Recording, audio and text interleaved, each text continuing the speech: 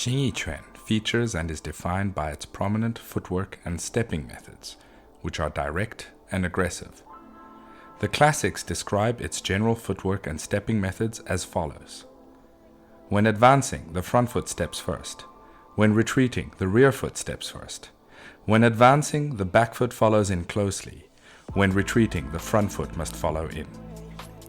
While Xingyi Quan employs various stepping and footwork methods, in general, they conform to the previous statement.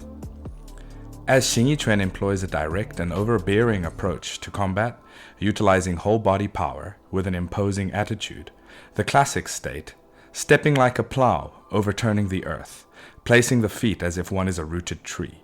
The footwork is fast and stable. Xingyi Quan develops its whole body power through its stepping methods, and as is classically explained, 70% of its force is produced by the legs. The various footwork and stepping methods employed aim to develop a strong forward pedaling power, coupled with a heavy and forceful landing, employing body weight, which in most cases is timed with strikes. Additionally, Xingyi Quan's stepping methods are compliant with practical combat principles and tactics, and therefore proficiency in the art is heavily dependent on correct and fluent footwork. With that, it is beneficial to begin developing footwork and stepping in its practice at an early stage.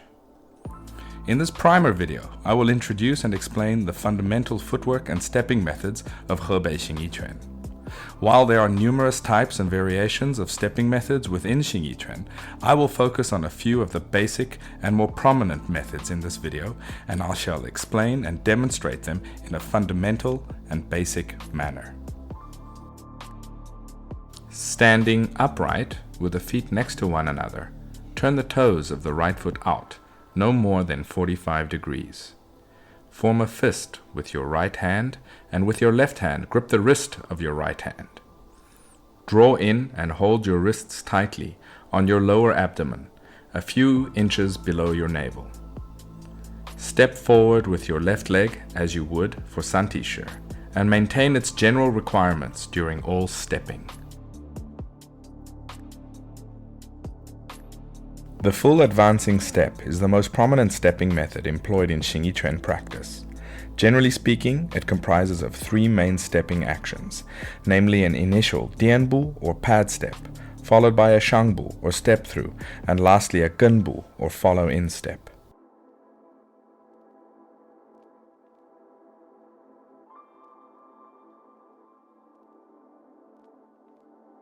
Perform the pad step by stepping the front foot forward half a step with the toes turned out no more than 45 degrees and the knee flexed.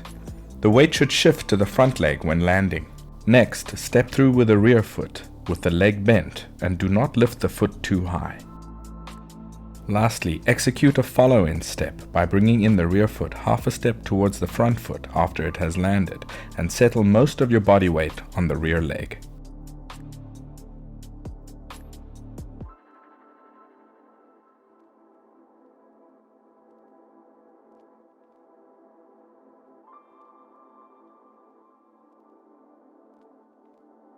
In the beginning stages, you may pause midway through the step through and touch the toes of the rear foot on the floor next to the ankle of the lead foot for balance.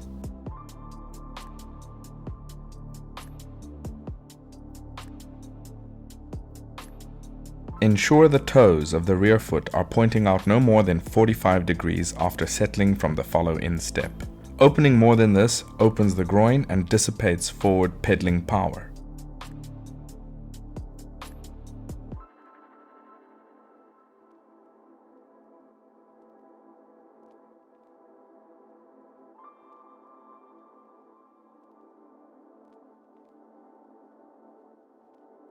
Your body weight must land firmly and stably with each step.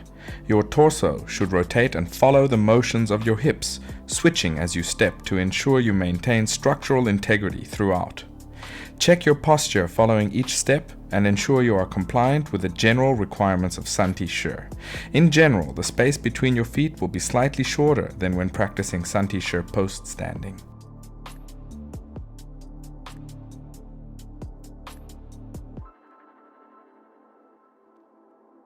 As your stepping ability improves, you should do away with the touching pause midway through the step through and execute this part of the step without making contact with the floor.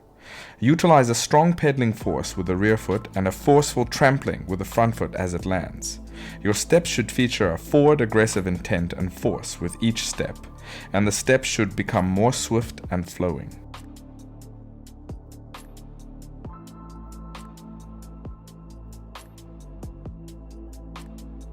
When practicing lines of stepping, you should execute a turnaround step at the end of each line to continue practicing in the opposite direction. This is done by executing a kobu or toe-in hook step with either the front foot or the rear foot advancing forward.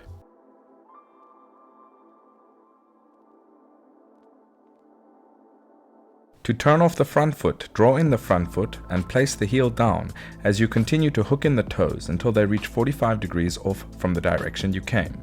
Your 2 feet will form a 八字步, which resembles the Chinese character for the number 8. Your body continues to rotate to fully face the opposite direction and step your now front leg out into the Santi Shi position. To turn off the rear foot, step it forward past the front foot's toes and place the heel down as you continue to hook in the toes until they reach 45 degrees off from the direction you came. Your 2 feet will form a 八字步, which resembles a Chinese character for the number 8. Your body continues to rotate to fully face the opposite direction and step your now front leg out into the Santi Shi position.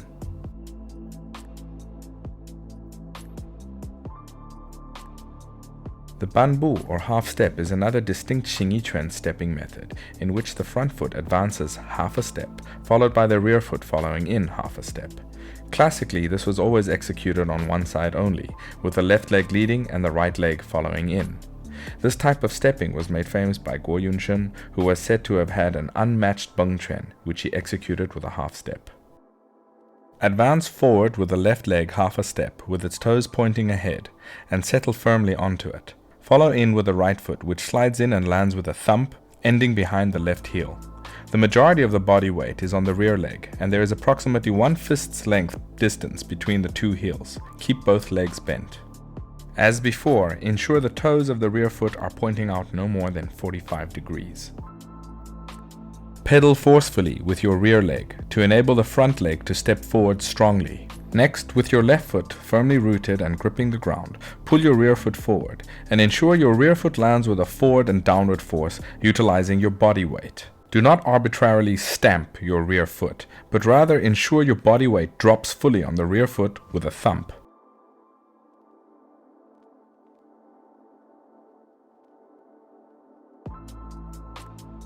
The advancing cover step is in general the method employed with Xingyi Quan's basic dragon shape, albeit executed with a higher posture and without the focus on certain technical details.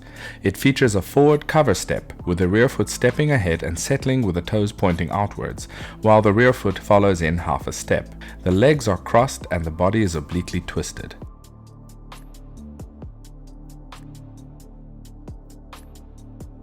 Without moving the front foot, step forwards with the rear foot past the front leg with the toes pointing outward no less than 45 degrees and forcefully land on it with your body weight. Follow in with the left foot half a step to bring the thighs together and place the majority of your weight on the rear leg.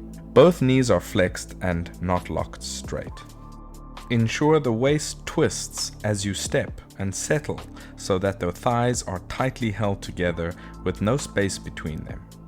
The front foot must point outwards while the rear foot must point straight ahead. Ensure the 2 heels maintain their own lines and do not cross one another either when stepping or when settled. Naturally, the upper torso follows and is obliquely twisted. Following each cover step, simply step the left leg out into Santi Shi and repeat.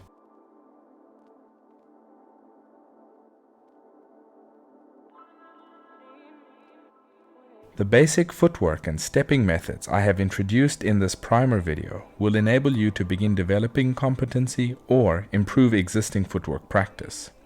As Xingyi Quan practice is comprised predominantly of repetitive line drills, stepping and footwork are paramount to competence in the art.